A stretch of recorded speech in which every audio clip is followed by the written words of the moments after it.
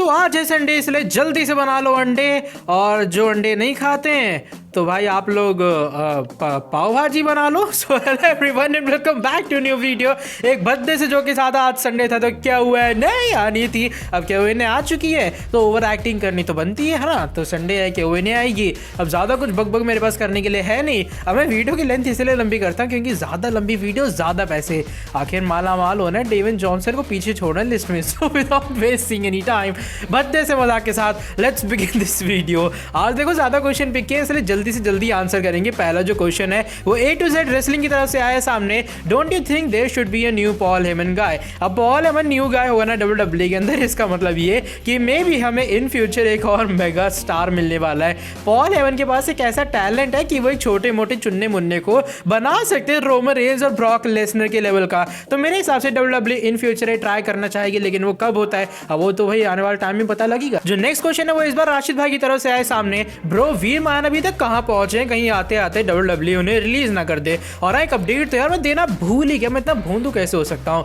Update ये है कि वीर महान जिस यातायान साधन से आ रहे हैं उसका मुझे फाइनली पता लग गया है। हिंदी देख रहे हो मेरी, तभी तो ऐसी थोड़ी 100 में से 98 आते हैं। चलो ये मेरी थोड़ी तारीफ हो गई।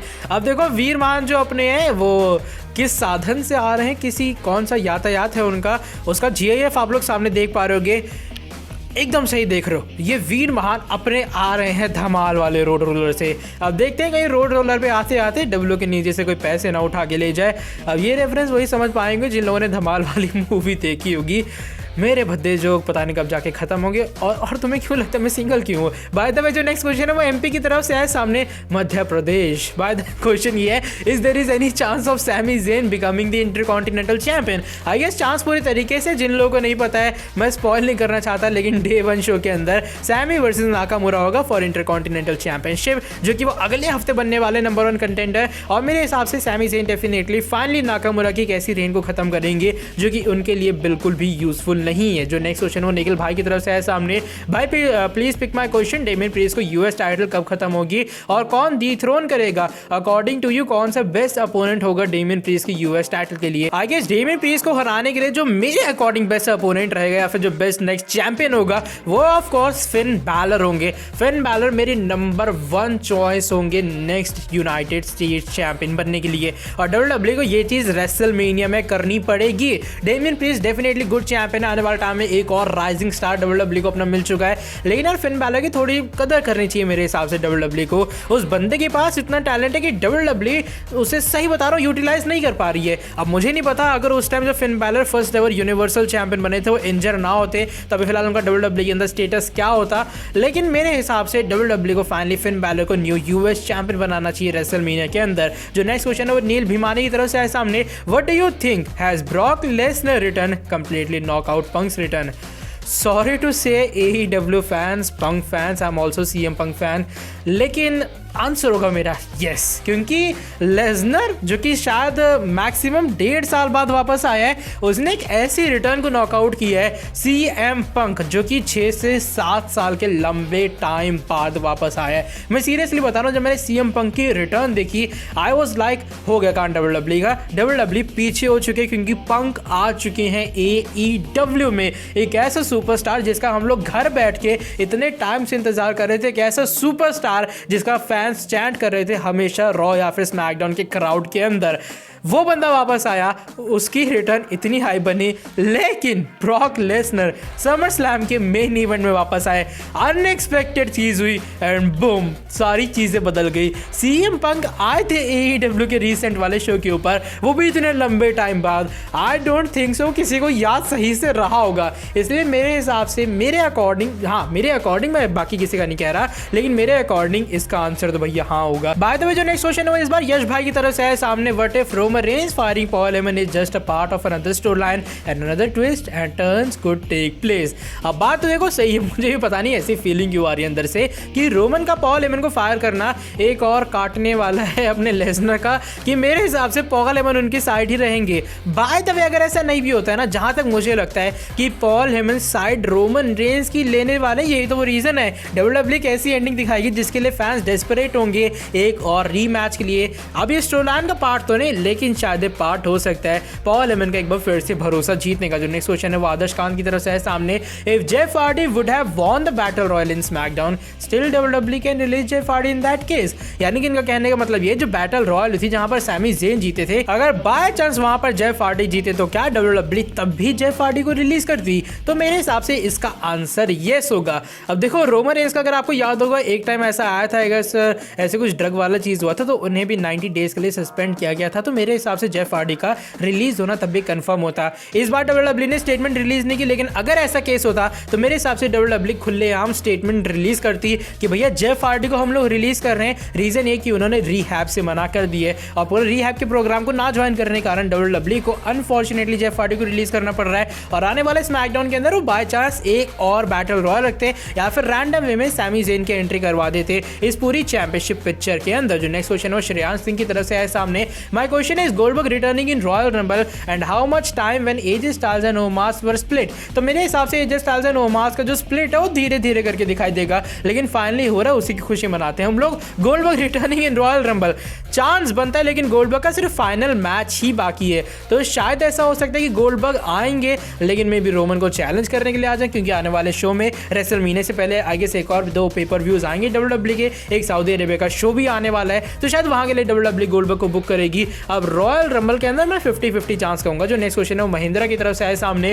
Who will be Roman Reigns new advocate. अब देखो मेरे हिसाब से रोमन रेंस को न्यू एडवोकेट डब्ल्यूडब्ल्यूई देने नहीं वाली है। वैसे पॉल हेमन की लेवल का एक्चुअल में कोई मैनेजर बन नहीं सकता डब्ल्यूडब्ल्यूई में, जहां तक मुझे लगता है। अगर मैं कोई सेकंड चॉइस रखूंगा पॉल हेमन के बाद में वो एमवीपी की रखूंगा, लेकिन अगर आप एमवीपी को बॉबी लैशली से कर दोगे तो उनका कैरेक्टर भी ज्यादा सेंस वाला रहेगा नहीं। इसलिए मेरे हिसाब से रोमन को एडवोकेट की जरूरत है नहीं। अपने रोमन पहले भी सिंगल थे, अभी भी सिंगल है, तो रोमन को सिंगल एज मेरे हिसाब से ठीक सारी चीजें हैं।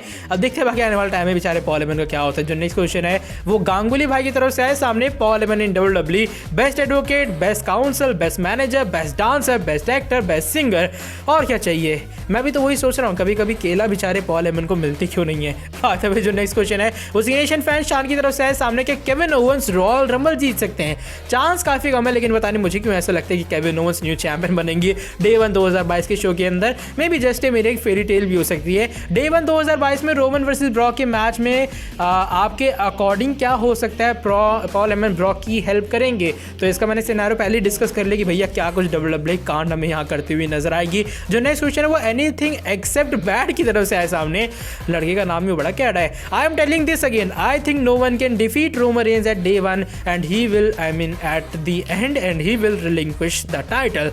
सिनारो सही बनता है। वैसे सोचो अगर रोमन रेंस को रेसलमेनिया में कोई नहीं हरा पाता है, रोमन आते हैं अगले स्मैकडाउन में और वो कहते हैं बहुत होली है, मैंने अपने आप को प्रूव कर दिया, मैं बेस्ट सुपरस्टार हूं, मैं अपनी चैंपियनशिप को रिलिंक्विश कर रहा हूं। ये सिनेरियो मेरे अकॉर्डिंग पता नहीं क्यों ट्राइबल चीफ के लिए परफेक्ट रहने वाला है। बाकी देखते हैं क्या होता है। अब चांस मुझे इसका लग रहा है क्योंकि डब्ल्यूडब्ल्यूई जिस तरीके से रोमन का कैरेक्टर आगे ले जा रही है, वो डायरेक्ट वे में चैंपियनशिप तो हार नहीं सकते। फेटल 4 में मैच होगा, ट्रिपल थ्रेट मैच होगा रेसलमेनिया में, अगर वहां तक उनकी टाइटल रेंज आती है वहां पे भी मेरे हिसाब से रोमन को तो बिल्कुल पिन नहीं होगा। जो नेक्स्ट क्वेश्चन है वो इस बार मानवीर की तरफ से आए सामने। एईडब्ल्यू में इतने किकआउट्स क्यों होते हैं? लाइक सेकंड रोप से टोमस्टोन पाइल ड्राइवर आ गया, उस पर भी किकआउट हो गया। मॉडर्न रेसलिंग तो सही है, लेकिन इतना तो डब्ल्यूडब्ल्यूई में भी नहीं होता।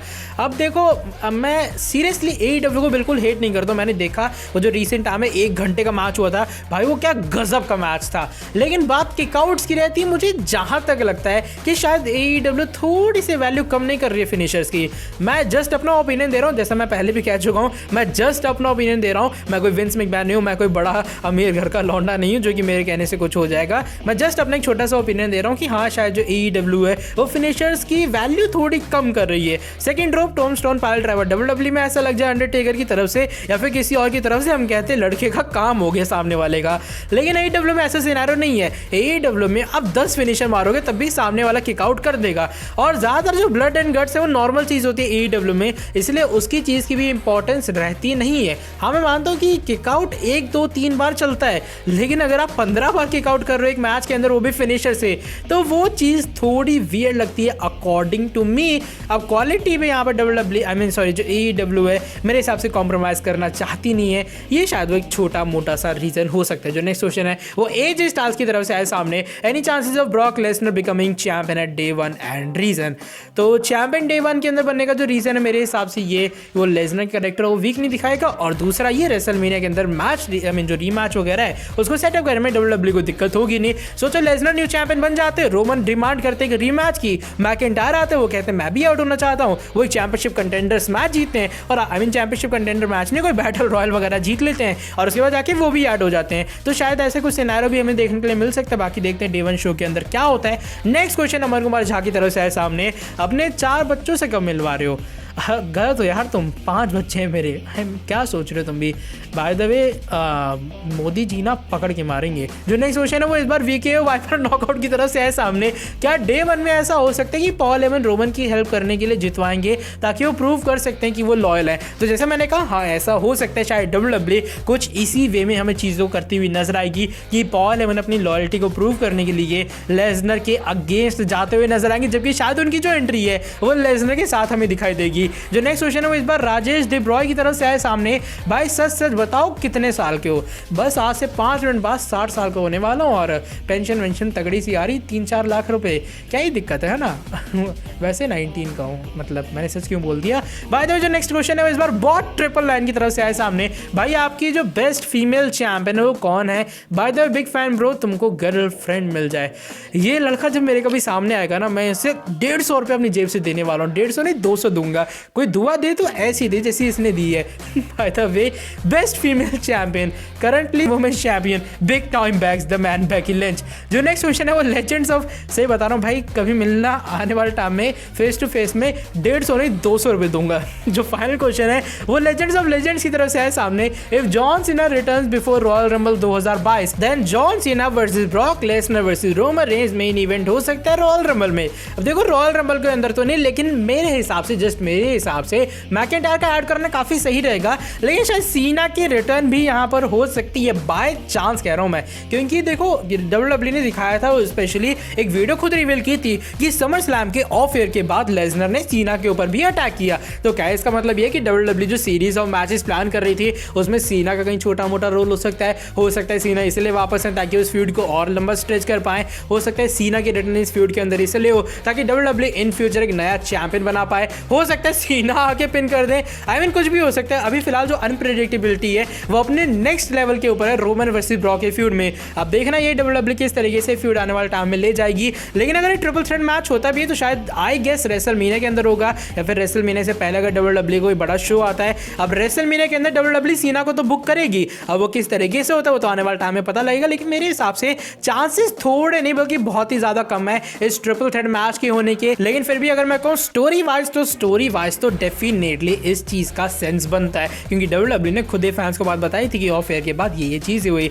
ये थी भाई आज की लंबे चौड़े के हुए ने वीडियो, मुझे लगा मैं जल्दी आंसर दूंगा, लेकिन आंसर देने में फिर भी लेट लकीफ हो गया। बाय द वे अगर वीडियो पसंद आई पता नहीं क्या करना है, लाइक करना नीचे वीडियो को, चैनल को सब्सक्राइब करना है, बेल नोटिफिकेशन को ऑन कर देना। मिलता हूं आपसे आके नेक्स्ट वीडियो के अंदर काफी ज्यादा जल्दी। Till then bye bye. और रियली सॉरी जिनके क्वेश्चन पिक नहीं हुए कमेंट के जरिए लिखना, आज सब्सक्राइब कर दूंगा। Take care.